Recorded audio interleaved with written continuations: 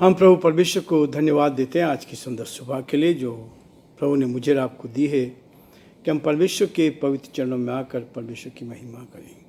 प्रियो, मैं आप सभी का स्वागत और वेलकम करता हूँ आज की सुबह इस डिवोशन में कि परमेश्वर ने हमें मौका दिया है कि हम आज आत्मिक खुराक को, आत्मिक भोजन को प्राप्त करें और परमेश्वर की महिमा करें। यह है हमारे जीवन के लिए महत्वपूर्ण कि हम परमेश्वर के साथ सुबह उठकर उसकी महिमा करते जाएं और उसके नाम को ऊंचा उठाएं। सबसे पहले आज का जो मुख्य हेडिंग है, सर्वप्रथम उसका राज्य। हमारे जीवन में सबसे पहला कार्य परमेश्वर का राज्य होना चाहिए। हम उसके राज्य के विषय में क्या करते हैं, इस बात को परमेश्वर का वचन मुझे और आपको अपनी निकटता, अपने प्रेम का एहसास देता है ताकि हम परमेश्वर के साथ बैठकर उसकी महिमा कर सकें और जो परमेश्वर की इच्छा उसको पूरा करें। वचन में लिखा है, पहला यूहन्ना उसका 5 अध्याय उसका 15 पद इस बात को कहता है, जब हम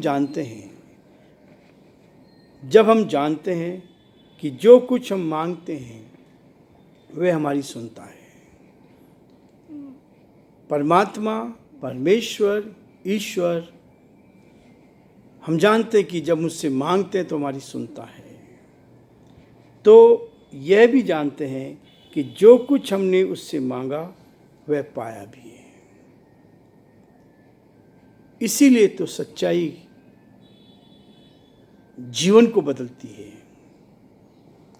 जीवन को बदलना बहुत कठिन होता है और कई बार हम देखते हैं कि प्रभु इस बात के लिए कहता है कि हम एक दूसरे के साथ उस प्यार को, उस मोहब्बत को, उस जीवन को जो प्रभु ने हमें दिया है व्यतीत करें। लिखा है मत्ती में उसका 6 अध्याय में लिखा, इसलिए यदि तुम मनुष्यों के अपराध क्षमा करोगे, तो तुम्हारा स्वर्गीय पिता भी तुम्हें क्षमा करेगा। एक दूसरे के अपराधों को क्षमा करें। एक दूसरे के विरोध में जाने से कुछ नहीं मिलने वाला। यदि हम एक दूसरे के, किसी ने विरोध भी किया, गलत भी किया, तो उसको क्षमा करेगा। और यदि तुम मनुष्यों के अपराध क्षमा करोगे तो तुम्हारा पिता भी तुम्हारे अपराध क्षमा करेगा। हमें एक दूसरे को क्षमा करके चलना है, मन में नहीं रखना है। एक दूसरे को हमें क्या करना, उठाना है ताकि हम आगे बढ़ें, परमेश्वर की महिमा करें, आज जो प्रभु की योजना उसको पूरा करें। जब हमें पापों की क्षमा मिलती है, परमेश्वर हमें कहता है कि यीशु ने कहा है, वह ये मायने रखता है, इस बात को रखता है कि हम किस बात को दे। अपने में से क्षमा ना करने वाली आत्मा को दूर करना है। अपने अंदर से क्षमा ना करने वाली आत्मा को दूर करेगा। और यदि तुम मनुष्यों के अपराध क्षमा करोगे तो तुम्हारे भी अपराध क्षमा करेगा। इसलिए परमेश्वर का वचन मुझे और आपको इसलिए कहता है, अपने प्राण की चिंता ना करो। अपने प्राण की चिंता ना करो कि हम क्या खाएंगे, क्या पिएंगे। इसलिए पहले तुम उसके राज्य धर्म की खोज करो तो ये सारी वस्तुएं तुम्हें मिल जाएगी। मत्ती 6:33 में इस बात को हम देखते हैं कि पहले तुम उसके राज्य धर्म की खोज करो तो ये सारी वस्तुएं तुम्हें मिल जाएगी। परमेश्वर इस वचन को हमारे जीवन में पूरा करना चाहता है ताकि इस वचन को लेकर हम अपने जीवन में आगे बढ़ते जाएं।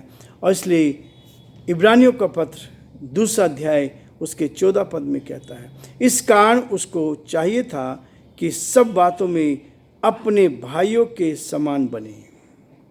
सब बातों में अपने भाइयों के समान बने, जिससे वह उन बातों में जो परमेश्वर के से संबंध रखती है एक दयालु और विश्वास योग्य महायाजक बने, ताकि लोगों के पापों के लिए प्रयाश्चित करें। एक विश्वास योग्य महायाजक, हम जिस पे विश्वास कर सकते हैं, जो हमें संभालता है, जो हमारी रक्षा करता है। और इसलिए परमेश्वर चाहता है कि हम उसके समान, भाइयों के समान बने। एक दूसरे को, जिसने इस सच्चाई को जाना है, इस सच्चाई को लेकर ईमानदारी के साथ, सच्चाई के साथ जो आगे बढ़ रहे हैं, हम उनको प्रोत्साहन करें, हम उनके साथ खड़े हों, हम एक दूसरे की मदद करें, ना कि अपने स्वार्थ के लिए, अपने हित की नहीं, परंतु दूसरों के हित की चिंता करें। प्रिय, परमेश्वर बार बार ये कहता है कि अपने हित की नहीं, लेकिन दूसरों के हित की चिंता करें। हम अपने लिए नहीं जिए, लेकिन दूसरों के लिए जिए। इसलिए परमेश्वर हमें आशीष पर आशीष देना चाहता है, ताकि हम आगे बढ़कर परमेश्वर पिता का धन्यवाद करते जाएं। 18 पद में कहता है, इस अध्याय के दूसरे अध्याय के आखिरी पद में कहता है, क्योंकि जब उसने परीक्षा की दशा में दुख उठाया, यीशु मसीह ने परीक्षा के समय दुख उठाया, तो वह उनकी भी सहायता करता है जिसकी परीक्षा होती है। यीशु मसीह ने इस पृथ्वी पर आकर मनुष्य का रूप धारण किया ताकि मनुष्य के समान वो दुख उठाए, मनुष्य के समान वो रोया, मनुष्य के समान वो काम किया, हमारे बीच में रहकर उसने डेरा किया, काम किया। और यही है महत्वपूर्ण चीज़ कि उसने इस संसार में आकर ये देखा कि मनुष्य का छुटकारा कैसे हो सकता है, मनुष्य उस गुनाह से, उस पाप से कैसे बच सकता है। इसका उद्देश्य है किसी को अपना साम्राज्य बनाने की बात नहीं है, लेकिन सच्चाई का विरोध सब करते हैं। सत्य का विरोध होता है, सत्य का विरोध होता है, सच्चाई का विरोध होता है। जो सत्य के ऊपर चलेगा, लोग उसका विरोध करते चले जाएंगे।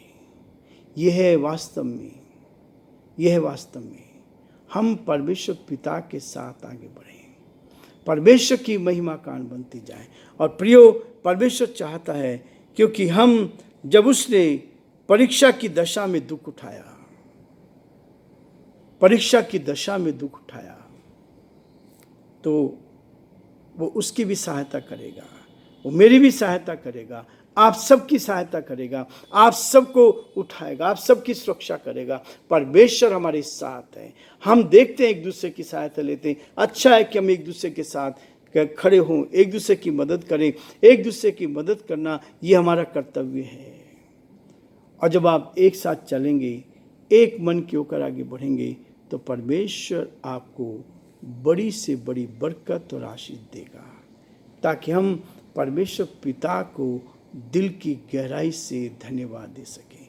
वो हमारे जीवन को आगे बढ़ाता है, वो हमें आगे लेके चलता है, ताकि हम आगे बढ़कर परमेश्वर पिता की महिमा करें और जो उसकी योजना है उसको हम पूरा करें। हम जानते हैं कि जिन्होंने उसकी ओर दृष्टि की, उन्होंने ज्योति पाई, उनका मुंह कभी काला नहीं होने पाया। इसलिए प्रियो, परमेश्वर चाहता है कि हम हर कदम पर उसके साथ साथ चलें, हर कदम पर उसकी महिमा करें, और जो परमेश्वर की योजना है उसको हम पूरा कर सकें। अंधकार की दुष्ट की सारी चालें यीशु के नाम से परास्त की जाए, और सब बातों में केवल केवल परमेश्वर को महिमा मिले। और प्रभु चाहता है कि हम उसके साथ साथ आगे बढ़ते जाएं और एक सच्चे परमेश्वर के साथ अपने जीवन को व्यतीत करें। वो हमें बुराई से बचाएगा, वो हमारा मार्गदर्शन करेगा, वो हमारा रास्ता खोलेगा, ताकि हम जीवन में आगे बढ़कर दूसरों के लिए आशीष का, आनंद का कारण बनते जाएं। हम प्रार्थना करेंगे। जीते और सच्चे विश्वास के योग्य परमेश्वर, हमारा हृदय आपके प्रति धन्यवाद से भरा है प्रभु, कि आपने हमें संभाला, आपने हमारी मदद की, सहायता की, आपका दया का हाथ हमारे साथ बना रहा। हम इसके लिए पिता आपको धन्यवाद देते हैं, आपकी स्तुति करते हैं। हमारी आपसे प्रार्थना, आपसे विनती है, आपके अनुग्रह की दृष्टि बनी, आपका हाथ बना रहे, आपकी करुणा बनी, आपकी सुरक्षा बनी रही, ताकि परमेश्वर सारी बातों में आदर महिमा आपको मिल सके, और जो आपकी योजना उसको हम पूरा करें। धन्यवाद हो कि आप दया के धनी हैं, आप विश्वास के योग्य परमेश्वर हैं, अद्भुत युक्ति करने वाले परमेश्वर। हम आपकी तारीफ करते हैं। हम यही प्रार्थना, यही विनती, यही निवेदन करते हैं, आपकी सुरक्षा हमारे साथ साथ बनी रहे। हमारे सारे श्रोताओं के लिए, सारे भाई बहनों के लिए हम आपको दिल की गहराई से धन्यवाद देते हैं और प्रार्थना करते हर एक की मदद का, हर एक को अपने हाथों में ले, ताकि हर जन आप में सुरक्षित रहे और आपकी महिमा कान बन सके। बड़े आदर के साथ हम सभी को आपके हाथ में सौंपते हैं। हमारे प्रदेश पर आपके आशीष चाहते हैं, यहाँ के मुख्यमंत्री पर आपके आशीष चाहते हैं, हमारे देश पर भी आपके आशीष चाहते हैं। प्रार्थना करते हैं हर नफरत को, हर गलत चीज़ को जीवन में से दूर होने दें, ताकि हम एक दूसरे के साथ प्रेम के साथ रहकर आपकी महिमा करें और आपके नाम को धन्य कह सकें। सारी महिमा, आदर, गौरव प्रभु जब हम आपको देते, विनती को अपने प्रभु अपने धार करता यीशु मसीह के नाम से मांगते हैं, आमीन।